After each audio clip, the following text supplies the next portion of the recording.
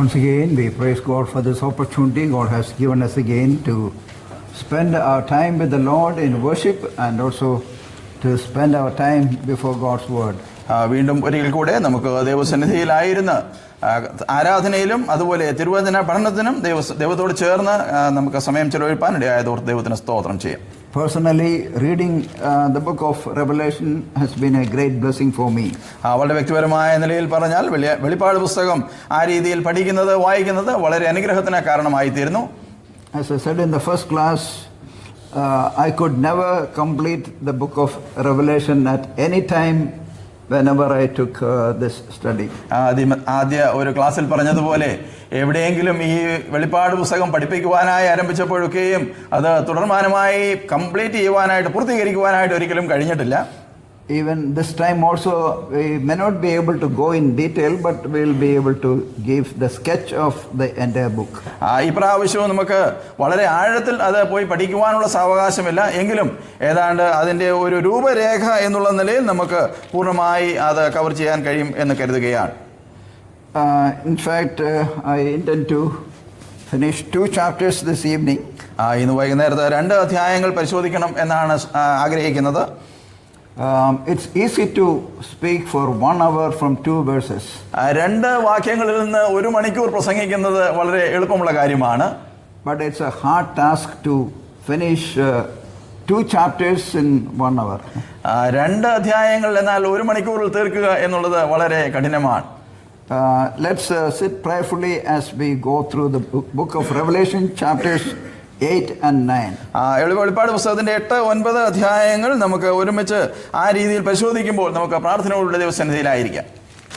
In chapter 6 we have seen the 7 seals that were opened and God's judgment was poured upon this earth. നാം 6-ാം അധ്യായത്തിൽ കണ്ടത് 7 മുദ്രകൾ പൊട്ടിക്കുന്നതും അതുപോലെ ദൈവത്തിന്റെ ന്യായവിധിയുടെ ക്രോധം ലോകത്തിന്റെ മേൽ ചൊരിയുന്നതുമാണ്. In fact, we have only 6 seals in chapter 6. 6-ാം അധ്യായത്തിൽ എന്നാൽ 6 മുദ്രകൾ മാത്രമേ നമുക്ക് കാണുന്നുള്ളൂ. But the seventh one is going to be opened in chapter 8. 8-ാം അധ്യായത്തിലാണ് 7-ാം മുദ്ര പൊട്ടിക്കുന്നത്. When the 5th seal was broken, 5-ാമത്തെ മുദ്ര പൊട്ടിച്ചപ്പോൾ we have seen a group of redeemed ones. The souls of these redeemed ones were crying to the Lord, holy and true Lord, how long this judgment will be there? How long we need to suffer? 6-ാം അധ്യായത്തിന്റെ 9-ാം വാക്യം മുതൽ നാം പരിശോധിച്ചാൽ വീണ്ടെടുക്കപ്പെട്ട ഒരു ജനത്തിന്റെ വലിയ ഒരു കരച്ചിൽ നമുക്ക് അവിടെ കാണുവാനായിട്ട്, അവരുടെ ആത്മാക്കൾ ദൈവസന്നിധിയിൽ കരയുന്നത് പ്രതികാരം എത്രത്തോളം താമസിക്കും എന്ന് പറഞ്ഞ് കരയുന്ന ഒരു ചിത്രം അവിടെയുണ്ട്. They were under severe persecution and under severe torture, and they were martyred. Now their souls are in the presence of the Lord. They were crying to the Lord. കഠിനമായ പ്രയാസങ്ങൾ കൂടെയും പ്രതികൂലങ്ങൾ കൂടെയും കടന്നുപോയി ആ രീതിയിൽ രക്തസാക്ഷികളായി തീർന്ന ഒരു കൂട്ടരാണ് അവർ. അവരുടെ ആത്മാക്കൾ ഇന്ന് ദൈവസന്നിധിയിലായിരിക്കുന്നു. Now chapter 7 is an interlude. It's not exactly part of these 7 seals. എന്നാൽ 7-ാം അധ്യായം എന്നുള്ളത് ഒരു ഇടവേളയാണ്. നമുക്കറിയാം ഈ 7 മുദ്രകളുടെ ക്രമാനുഗതമായ പൂർത്തീകരണത്തിന്റെ ഇടയിലുള്ളതല്ല. So 7 seals are in sequence. 7 മുദ്രകൾ ക്രമാനുഗതമായി പോകുന്നതാണ്. And when the 7th seal is broken, then begins the 7 trumpet judgments that also will be in sequence. ഈ 7-ാം മുദ്ര പൊട്ടിച്ചപ്പോൾ നാം കാണുന്നത് 7 കാഹളനാദങ്ങൾ, അതിന്റെ ന്യായവിധി എന്നുള്ളത് കാണുവാനായിട്ട് കഴിയും. അത് ക്രമാനുഗതമായി പോകുന്നതാണ്. We read about the 7 trumpet judgments in chapters 8 and 9. 8-9 അധ്യായങ്ങളിൽ ഇത്തരത്തിലുള്ള കാഹളങ്ങൾ മുഖാന്തരം ഉണ്ടാകുന്ന ന്യായവിധികളാണ് കാണുന്നത്. Again, the 7th one will be found only in chapter 11. അതുപോലെ തന്നെ അതിൽ തന്നെ 7-ാമത്തെ കാഹളം എന്നുള്ളത് 11-ാം അധ്യായത്തിലെ നാം കാണുന്നുള്ളൂ. Then again there is an interlude. പിന്നീട് വീണ്ടും ഒരു ഇടവേളയുണ്ട്. When we come to chapter 16, we read about the vile judgments or the bowl judgments. 16-ാം അധ്യായത്തിലേക്ക് കടന്നു വരുമ്പോൾ ഭൂമിമേൽ ഒഴിക്കപ്പെടുന്ന കലശങ്ങൾ അഥവാ ക്രോധ ന്യായവിധിയെക്കുറിച്ച് കാണുവാനായിട്ട് കഴിയും. In chapter 7, we have seen two groups of redeemed ones. 7-ാം അധ്യായത്തിൽ രണ്ട് കൂട്ടർ അത്തരത്തിൽ വീണ്ടെടുക്കപ്പെട്ടവരെ കാണുന്നു. 144,000 people from the 12 tribes of Israel. ഇസ്രായേലിന്റെ 12 ഗോത്രങ്ങളിൽ നിന്ന് വന്ന 144,000 പേർ. Then a great crowd of people from various nations and tongues and tribes. പിന്നീട് നാം കാണുന്ന സകല ജാതികളിലും ഗോത്രങ്ങളിലും വംശങ്ങളിലും ഭാഷകളിലും നിന്നുള്ളതായി ഒരു മഹാപുരുഷാരം. So they are the redeemed ones during the tribulation period. അവർ മഹോപദ്രവ കാലഘട്ടത്തിൽ വീണ്ടെടുക്കപ്പെട്ട ജനമാണ്. And about them we read in chapter 7. അവരെക്കുറിച്ച് നാം 7-ാം അധ്യായത്തിൽ വായിക്കുന്നത് verse 14. These are the ones who come out of the great tribulation, and they have washed their robes and made them white in the blood of the Lamb. 14-ാം വാക്യത്തിൽ നാം അവരെക്കുറിച്ച് ഇങ്ങനെയാണ് വായിക്കുന്നത്. ഇവർ മഹാകഷ്ടത്തിൽ നിന്ന് വന്നവർ കുഞ്ഞാട്ടിന്റെ രക്തത്തിൽ തങ്ങളുടെ അങ്കി അലക്കി വെളുപ്പിച്ചിരിക്കുന്നു. In verse 15 we read, 15-ാം വാക്യത്തിൽ നാം വായിക്കുന്നത്, For this reason they are before the throne of God, and they serve him day and night in his temple. അതുകൊണ്ട് അവർ ദൈവത്തിന്റെ സിംഹാസനത്തിന് മുമ്പിൽ ഇരുന്ന് അവന്റെ ആലയത്തിൽ രാപ്പകൽ അവനെ ആരാധിക്കുന്നു. It's not talking about the earthly temple but a heavenly temple. ഒരു ഭൗമികമായ ഒരു ആലയത്തെ കുറിച്ചല്ല അവിടെ വായിക്കുന്നു, സ്വർഗീയമായ ഒരു ആരാധനാലയത്തെ കുറിച്ചാണ്. In verse 15 toward the end, he who sits on the throne shall spread his tabernacle over them. 15-ാം വാക്യത്തിന്റെ അവസാന ഭാഗത്തേക്ക് വരുമ്പോൾ നമുക്ക് കാണുവാൻ കഴിയുന്നത് സിംഹാസനത്തിൽ ഇരിക്കുന്നവൻ അവർക്ക് കൂടാരമായിരിക്കും, അല്ലെങ്കിൽ അവരുടെ മേലൊരു കൂടാരം വിരിയിക്കുമെന്നാണ്. Verses 16 and 17 will be fulfilled during the millennial reign of Christ. 16-17 വാക്യങ്ങൾ എന്നുള്ളത് ക്രിസ്തുവിന്റെ സഹസ്രാബ്ദ വാഴ്ചയുടെ കാലഘട്ടത്തിൽ നടക്കേണ്ട കാര്യങ്ങളാണ്. That's the reason why we say that chapter 7 is not in sequence along with the 6 seals which are already mentioned. അതുകൊണ്ടാണ് ഈ 7-ാം അധ്യായത്തിൽ വിവരിച്ചിരിക്കുന്ന കാര്യങ്ങൾ ഈ 7 മുദ്രകളുടെ ആ ഒരു ക്രമാനുഗതമായ പൂർത്തീകരണത്തിന്റെ ഇടയിൽ വരുന്നതല്ല എന്ന് പറഞ്ഞത്. Verse 16 we read, They shall hunger no more, neither thirst any more, neither shall the sun beat down on them, nor any heat, for the Lamb in the center of the throne shall be their shepherd, and shall guide them to springs of the water of life, and God shall wipe every tear from their eyes. 16-17 വാക്യങ്ങൾ നാം ഇങ്ങനെയാണല്ലോ കാണുന്നത്. ഇനി അവർക്ക് വിശക്കുകയില്ല, ദാഹിക്കുകയുമില്ല, വെയിലും യാതൊരു ചൂടും അവരുടെ മേൽ തട്ടുകയുമില്ല.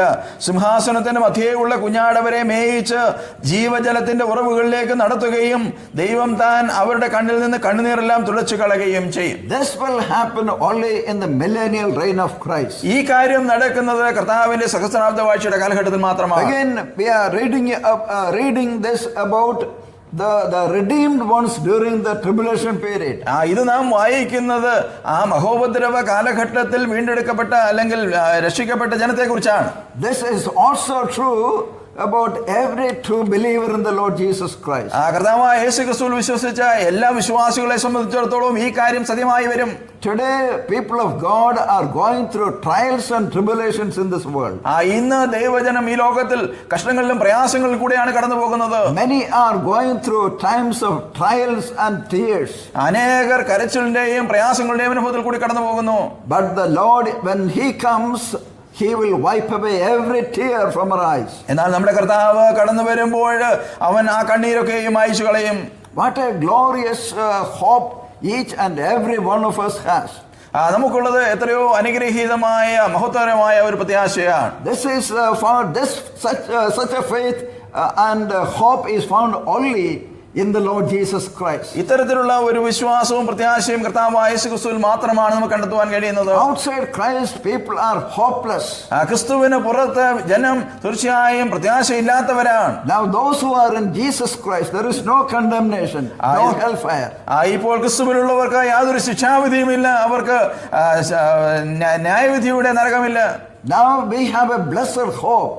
നമുക്ക് അനുഗ്രഹീതമായ ഒരു പ്രത്യാശയുണ്ട്. Our Lord will come and take us to his presence. നമ്മുടെ കർത്താവ് മടങ്ങി വരികയും അവന്റെ സന്നിധാനത്തിലേക്ക് നമ്മെ ചേർക്കുകയും ചെയ്യും. Now when we come to chapter 8, പിന്നീട് നാം 8-ാം അധ്യായത്തിലേക്ക് വരുമ്പോൾ the first 6 verses looks like it's an answer to the prayer of the redeemed ones in the presence of the Lord, which as we have seen in chapter 6. നാം ആദ്യത്തെ 6 വാക്യങ്ങൾ പരിശോധിച്ചാൽ നമുക്ക് മനസ്സിലാക്കുവാൻ കഴിയുന്നത് അതിന് മുൻപുള്ള അധ്യായത്തിൽ 6-ാം അധ്യായത്തിൽ നാം കണ്ടതുപോലെ ആ വീണ്ടെടുക്കപ്പെട്ട ദൈവജനത്തിന്റെ പ്രാർത്ഥനയുടെ ഒരു ഉത്തരം അവിടെ നൽകപ്പെടുകയാണ്. Yeah. The 7th seal and the first 4 trumpets we find in chapter 8 verses 1 to 13. ആ 7-ാം മുദ്രയും അതുപോലെ ആദ്യത്തെ 4 കാഹളങ്ങളും നമുക്ക് അവിടെ കാണുവാനായിട്ട് കഴിയും. First we see the opening of the 7th seal in verse 1. ഒന്നാം വാക്യത്തിൽ നാം 7-ാം മുദ്ര പൊട്ടിക്കുന്നതിനെ കുറിച്ച് കാണുന്നു. We read in chapter 8 and verse 1. 8-ാം അധ്യായത്തിന്റെ 1-ാം വാക്യം. And when he broke the 7th seal, there was silence in heaven for about half an hour. അവൻ 7-ാം മുദ്ര പൊട്ടിച്ചപ്പോൾ സ്വർഗ്ഗത്തിൽ ഏകദേശം അരമണിക്കൂറോളം മൗനതയുണ്ടായി. All of the choruses of the elders and the cries of the angels ceased. അവിടെ ഉണ്ടായിരുന്ന മൂപ്പന്മാരുടെയും അവിടെയുള്ള ദൂതഗണങ്ങളുടെയും ഒക്കെയും ആ സ്തോത്രത്തിന്റെ ശബ്ദം അവിടെ അവസാനിക്കുന്നു, അല്ലെങ്കിൽ നിൽക്കുന്നു. No more vocal expressions of worship. ആരാധനയുടെ ശബ്ദം ഉയർത്തിയുള്ള ആ ഒരു അവസരം ഒന്നും ഇപ്പോൾ അവിടെ കാണുന്നില്ല. We have seen in chapters 4 and 5 the beautiful time of worship in heaven. ആ 4-5 അധ്യായങ്ങളിലേക്ക് വരുമ്പോൾ സ്വർഗ്ഗത്തിലുള്ള മനോഹരമായ ആരാധനയുടെ ചിത്രം നമുക്ക് അവിടെ കാണുവാൻ കഴിയും. Such kind of worship is stopped for a while. ആ ഒരു അല്പനേരത്തേക്ക് അത്തരത്തിലുള്ള ആരാധന നിർത്തൽ ചെയ്യുകയാണ്. There is a silence for half an hour. ഏതാണ്ട് അരമണിക്കൂർ മൗനതയുണ്ടായി. This is a silence of expectancy. ആ വലിയ പ്രതീക്ഷയുടെ ഒരു മൗനതയാണ് ഇവിടെ കാണുവാൻ കഴിയുന്നത്. This is the answer to the cry of the redeemed ones in chapter 6 and verse 9. 6-ാം അധ്യായത്തിന്റെ 9-ാം വാക്യത്തിൽ നാം കണ്ടതുപോലെ വീണ്ടെടുക്കപ്പെട്ട ആ ജനത്തിന്റെ കരച്ചിലിന്റെ മറുപടിയാണ് ഇവിടെ കാണുന്നത്. As if the Lord is saying, my children are praying, therefore keep silent, let everyone be silent. ഒരുപക്ഷേ കർത്താവ് ഇപ്രകാരം പറയുന്നുണ്ടാകും, എന്റെ മക്കൾ പ്രാർത്ഥിക്കുകയാണ്, എല്ലാവരും ഒന്നും മിണ്ടാതിരിക്കുക, മൗനമായിരിക്കുക എന്ന് കർത്താവ് പറയുന്നുണ്ടാകും. I don't want to miss any of their words. അവരുടെ വാക്കുകളൊന്നും എനിക്ക് നഷ്ടമാക്കുവാൻ താല്പര്യമില്ല. Therefore we find in the first 6 verses, ആദ്യത്തെ 6 വാക്യങ്ങൾ നാം കാണുന്നത്, there was a silence in heaven. ആദ്യം നാം കണ്ടത് സ്വർഗ്ഗത്തിൽ ഒരു മൗനതയുണ്ടായി. Then in verse 2 we read, 2-ാം വാക്യത്തിൽ നാം വായിക്കുന്നത്, and I saw the 7 angels who stand before God, and 7 trumpets were given to them. അപ്പോൾ ദൈവസന്നിധിയിൽ 7 ദൂതന്മാർ നിൽക്കുന്നത് ഞാൻ കണ്ടു, അവർക്ക് 7 കാഹളം ലഭിച്ചു. Beloved, now the Lord is going to answer the prayers of the saints. ആ വിശുദ്ധന്മാരുടെ അല്ലെങ്കിൽ ഈ വീണ്ടെടുക്കപ്പെട്ടവരുടെ പ്രാർത്ഥനയ്ക്ക് ദൈവം ഉത്തരം നൽകാൻ പോവുകയാണ്. Every prayer will be answered. എല്ലാ പ്രാർത്ഥനയ്ക്കും ഉത്തരം നൽകപ്പെടും. God will not unhear any of the prayers his saints will offer. തന്റെ വിശുദ്ധന്മാർ പ്രാർത്ഥിക്കുന്ന ഒരു പ്രാർത്ഥന പോലും ദൈവം കേൾക്കാതെ വിടുകയില്ല. Sometimes there could be delay in answer. ഒരുപക്ഷേ മറുപടി ലഭിക്കുവാൻ ചിലപ്പോൾ കാലതാമസം വന്നേക്കാം. But the Lord is not staying away from us. എന്നാൽ കർത്താവ് നമ്മിൽ നിന്നും ഒരിക്കലും അകന്നു നിൽക്കുന്നില്ല. And he hears every prayer that his saints will offer. തന്റെ വിശുദ്ധന്മാർ പ്രാർത്ഥിക്കുന്ന ഓരോ പ്രാർത്ഥനയും തീർച്ചയായും ദൈവം കേൾക്കുന്നുണ്ട്. Now in this passage we read the answer to prayer comes as an earth-shaking response. ഈ ഭാഗം നാം പരിശോധിച്ചാൽ മുൻപുണ്ടായിരുന്ന പ്രാർത്ഥനയുടെ ഒരു മറുപടി ഭൂമി കുലുങ്ങുന്ന രീതിയിൽ ഉണ്ടാവുകയാണ്. It's a silence that precedes greater judgments in the following verses. തുടർന്ന് വരുവാനുള്ള വാക്യങ്ങൾ കാണുന്ന വലിയ ന്യായവിധിയുടെ മുമ്പിലുള്ള ഒരു ഇടവേളയാണ്, ഒരു മൗനതയാണ് ഇവിടെ കാണുന്നത്. We read in the following verses. തുടർന്നുള്ള വാക്യങ്ങൾ നാം വായിക്കുന്നത്, the presence angels in verses 8 chapter 8 and verses 2 and 6. 2-6 വാക്യങ്ങളിലേക്ക് വരുമ്പോൾ അവിടെ ദൂതന്മാർ ഉണ്ട് എന്നുള്ളത് കാണുവാൻ കഴിയും. First, their position. ഒന്നാമത് അവരുടെ സ്ഥാനം. John first saw 7 specific angels who stand in the presence of God. പ്രത്യേകമായി 7 ദൂതന്മാർ പ്രത്യേകമായ നിലയിൽ നിൽക്കുന്നത് യോഹന്നാൻ ആദ്യം കാണുകയാണ്. 2-ാം വാക്യത്തിൽ Now look at their task.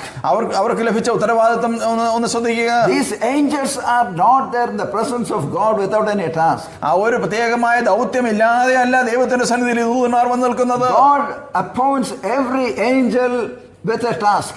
ദൈവം ഓരോ ദൂതനെയും അത്തരത്തിലാക്കുമ്പോൾ അവർക്ക് പ്രത്യേകമായ ദൗത്യങ്ങൾ Now നൽകിയിട്ടുണ്ട്. they are responsible for announcing the trumpet judgments. വരുവാനുള്ള കാഹളനാദങ്ങളുടെ അല്ലെങ്കിൽ ആ ന്യായവിധികളെ മുഴങ്ങി കേൾപ്പിക്കുവാനുള്ള ഉത്തരവാദിത്തമാണ് ദൈവം അവർക്ക് The നൽകിയിരിക്കുന്നത്. sounding of trumpets is always followed by something of outstanding importance. കാഹളം ധ്വനിക്കുന്നതിന് തുടർന്ന് എന്തെങ്കിലും പ്രത്യേകമായി വളരെ പ്രാധാന്യമുള്ള കാര്യങ്ങൾ കടന്നു വരുന്നത് നമുക്ക് കാണുവാൻ We see കഴിയും. in the Old Testament times, പഴയ നിയമകാലഘട്ടം പരിശോധിച്ചാൽ the first occurrence was at the giving of the law.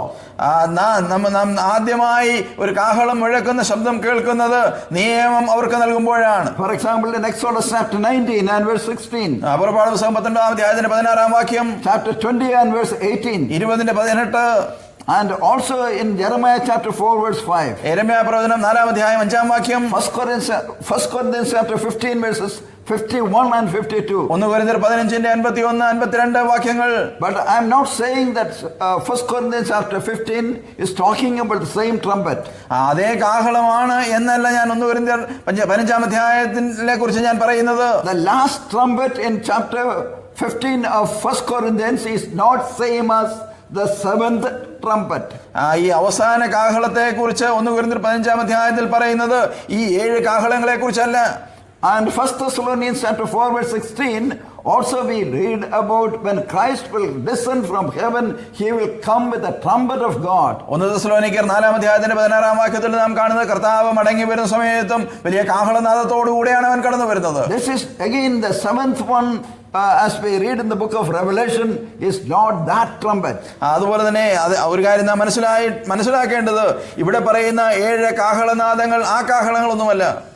So whenever the trumpets were born, they sounded. ആ രീതിയിൽ കാഹളങ്ങൾ ധ്വനിക്കപ്പെടുമ്പോൾ And there were important things happening. പ്രാധാന്യമുള്ള ചില കാര്യങ്ങൾ അതിനുശേഷം അല്ലെങ്കിൽ അതോട് കൂടെ നടക്കുന്നു. Here we see the 7 trumpets blown.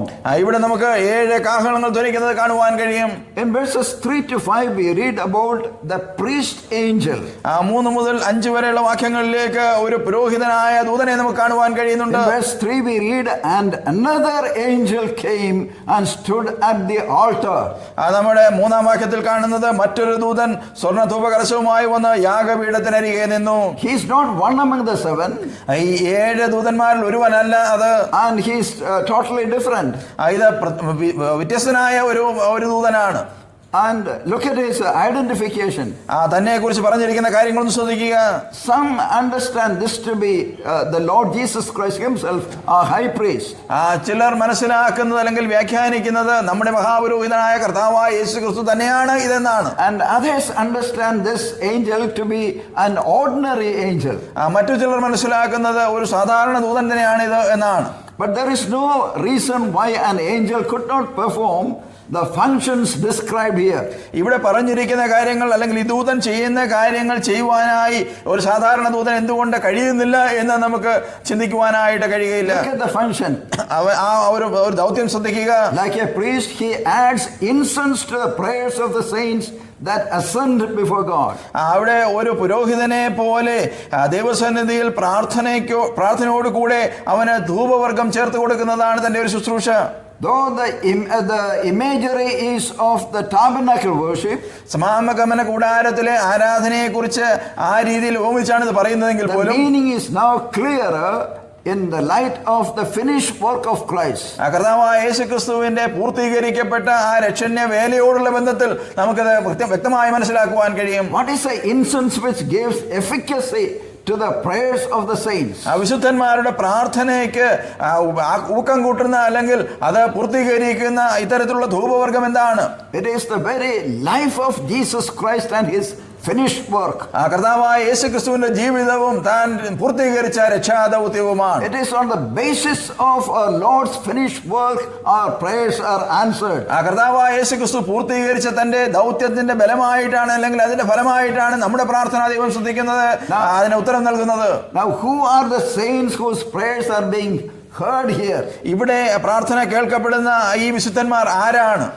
They are the saints of the tribulation who are living on the earth and who pray to God for an outpouring of his wrath on the godless rebels on the earth, as we have seen in chapter 6 and verse 9. 6-ാം അധ്യായം 9-ാം വാക്യത്തിൽ നാം വായിച്ചതുപോലെ അല്ലെങ്കിൽ മനസ്സിലാക്കിയതുപോലെ മഹോപദ്രവകാലത്ത് ഈ ഭൂമിയിൽ ജീവിക്കുന്ന വിശുദ്ധന്മാരാണ് അവരുടെ പ്രാർത്ഥന എന്നുള്ളത് അവരെ ബുദ്ധിമുട്ടിച്ച അല്ലെ അവരെ കഷ്ടപ്പെടുത്തിയ ജനത്തിന്റെ മേൽ ആ ദൈവക്രോധം പകരണമേ എന്നുള്ളതാണ്. They may also include every person who has gone to be in the presence of the Lord during this church age, and they are crying to the Lord.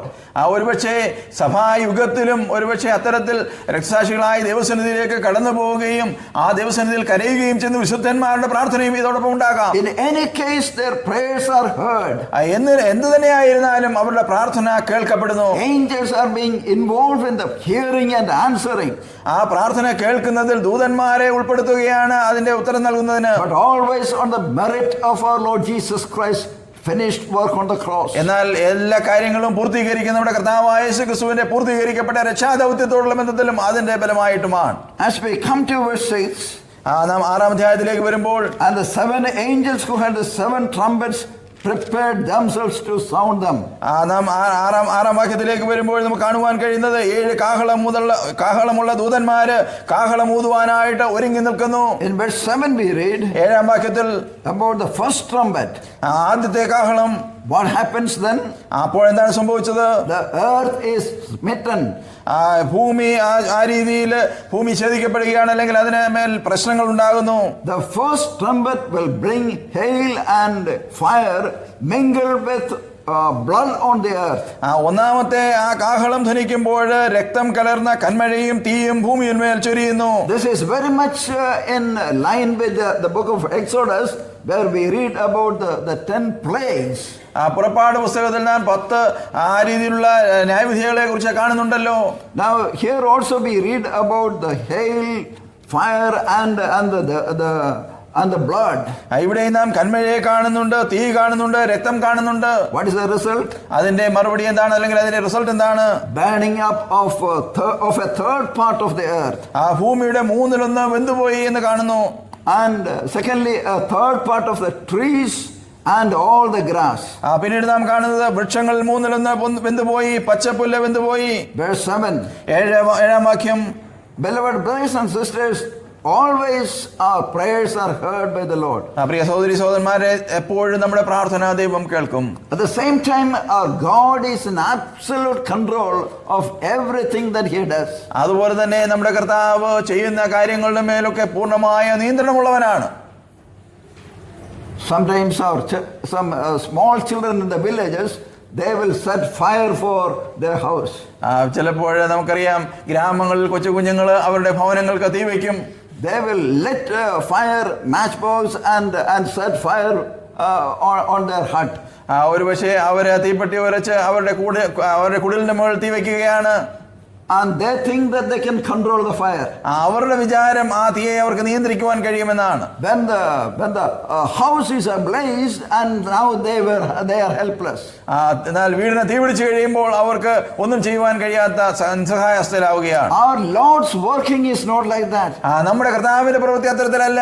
When He judges people, He has absolute control over every situation. തീർച്ചയായും ദൈവം ജനത്തെ ന്യായം വിധിക്കുമ്പോഴും ആ സാഹചര്യങ്ങളെ പൂർണ്ണമായി നിയന്ത്രിക്കുവാൻ ദൈവത്തിന് കഴിയും. Exactly a third of the earth is affected.